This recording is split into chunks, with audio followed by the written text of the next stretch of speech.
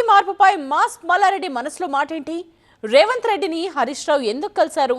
బాలకృష్ణ కంటే తానే ఫేమస్ అని ఆ మంత్రి ఎందుకన్నారు? బీఆర్ఎస్ కళల గురించి మంత్రి సీతక్క చెప్తున్న ముచ్చటేంటి? ఇలానే ఇంట్రెస్టింగ్ చిట్ చాట్ ని చూద్దాం. అందరికీ బాత్లు.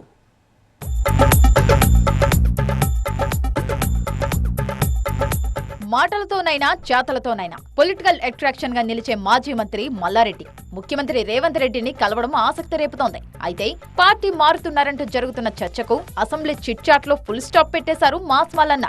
అభివృద్ధి పనులు, మెడికల్, ఇంజనీరింగ్ సీట్ల విషయమై సీఎం ను కలిశానన్న మల్లారెడ్డి 72 వయసులో తానెందుకు పార్టీ మారతానని ప్రశ్నించారు. అంతేకాదు జమిలీ ఎన్నికలు వస్తే తాను ఎంపీగా పోటీ చేస్తానన్న ఈ మాజీ మంత్రి బీఆర్ఎస్ నుంచి పోటీ చేసేందుకు తన కుటుంబం నుంచి 4 సిద్ధంగా ఉన్నారన్నారు.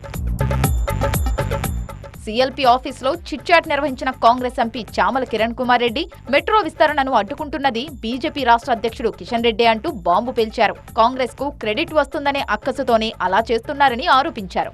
కేటీఆర్ పాదయాత్రను స్వాగతిస్తున్నామన్న కిరణ్ నియోజకవర్గంలో అభివృద్ధి విషయమై హరీష్ రావు సీఎం రేవంత్ రెడ్డిని కలిస్తే తప్పేంటని ప్రశ్నించారు. బాలకృష్ణ రోజుకొకరిని కొడతారంటూ చిట్ చాట్ లో కీలక వ్యాఖ్యలు చేశారు కోమటిరెడ్డి. అలాంటి వ్యక్తి సినిమాలకు కలెక్షన్లు బాగా వస్తాయంటూ సెటైర్లు వేశారు. బాలయ్య కంటే తనతోనే ఎక్కువ మంది ఫోటోలు దిగేందుకు ఆసక్తి చూపుతారంటూ కోమటిరెడ్డి కొత్త ముచ్చట చెప్పారు. ఇక కేటీఆర్ తండ్రి చాటు కొడుకైతే హరీష్ రావు మామచాటు అల్లుడంటూ ఎద్దేవా చేశారు. బీఆర్ఎస్ వాళ్లకు మెంటలెక్కిందన్న మంత్రి ఎర్రగడ్డ హాస్పిటల్లో చేరాలని సలహా ఇచ్చారు. బీఆర్ఎస్ అధినేత కేసీఆర్ పై చిట్ చాట్ లో చిటపటలాడారు మంత్రి సీతక్క.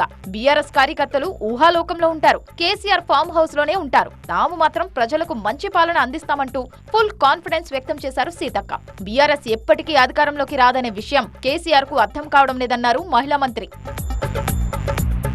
చెన్నై వేదికగా డీఎంకే ఆధ్వర్యంలో జరిగిన ఫెయిర్ డీలిమిటేషన్ కార్యక్రమంలో బీఆర్ఎస్ పాల్గొనడంపై చిట్ చాట్ లో ఆసక్తికర వ్యాఖ్యలు చేశారు బీజేఎల్పీ నేత మహేశ్వర్ రెడ్డి. ఇండీ కూటమిలో బీఆర్ఎస్ కలుస్తుందేమోనని అనుమానం వ్యక్తం చేశారు. అది నిజం కాకుంటే కేటీఆర్ ఆ మీటింగ్ కి ఎందుకు వెళ్లారో చెప్పాలన్నారు. బీఆర్ఎస్ కాంగ్రెస్ ల మధ్య రహస్య ఒప్పందం కుదిరిందని దీంతో అర్థమవుతోందన్నారు బీజేపీ నేత.